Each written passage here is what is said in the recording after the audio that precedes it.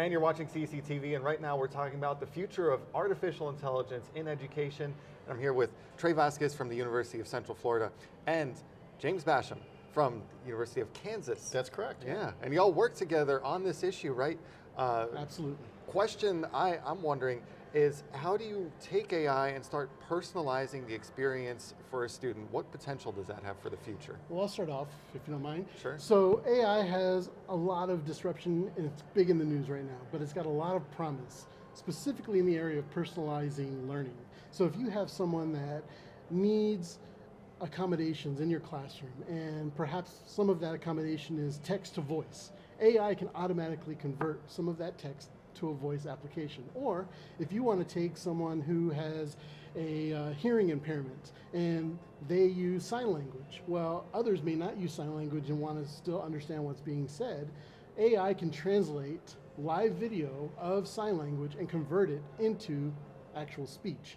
And so the lines of communication are increasing, the adaptability of our user interfaces are increasing. James, do you want to talk about some other Well, things? yeah, I mean, so in 2016, actually, in one of CEC's journals, Journal of Special Education Technology, my team and I published some early research on AI and the use of AI to personalize for all students, including students with disabilities.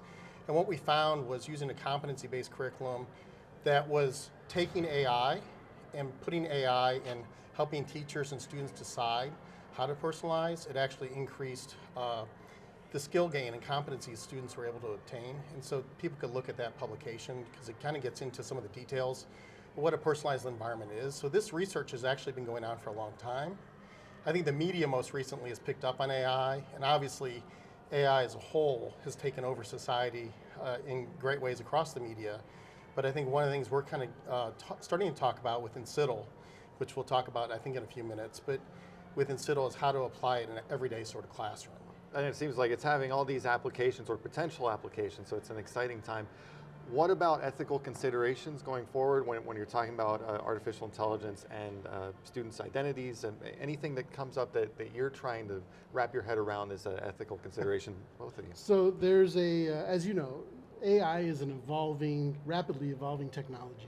And as evolving technology goes, there are a lot of considerations the public needs to be aware of, educators need to be aware of. In fact, in our report that we just released today, we stipulate a lot of the guardrails that we think should happen in our field with regards to AI and considerations parents, teachers, and students should have. One of those ethical concerns we have is don't divulge personalized information. So for example, if you have an IEP and you want to help write goals and objectives, don't feed the machine personalized information, meaning your birthday, your name, your address, social security number, all the things we keep telling people not to do online. Well, it should happen with AI as well, because we don't want to divulge that kind of information to the machine itself.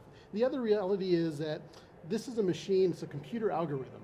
And so right now it's free in a lot of different cases. In some cases it's a cost.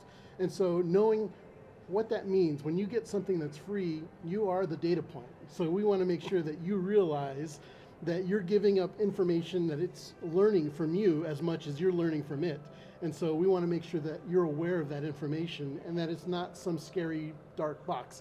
Just know that it's a mathematics algorithm and there are good things and bad things. James, you want to talk a little bit? Yeah, I mean, and Trey mentioned this, but we just launched a report on the CIDL website, ciddl.org, and we're a National Technical Assistance Center that's funded by OSEP to support assistance to the field in this very issue. And so the information there on artificial intelligence is the name of the report, but the report gets into a lot of details and provides tips for not only educators, school leaders, but also researchers and people in personnel preparation that are supporting the development of future generations of teachers.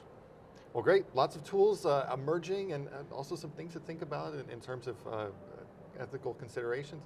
Thank you both for bringing us up to speed on that. Absolutely. Thanks for having us. Thanks for having us. You're watching CEC TV.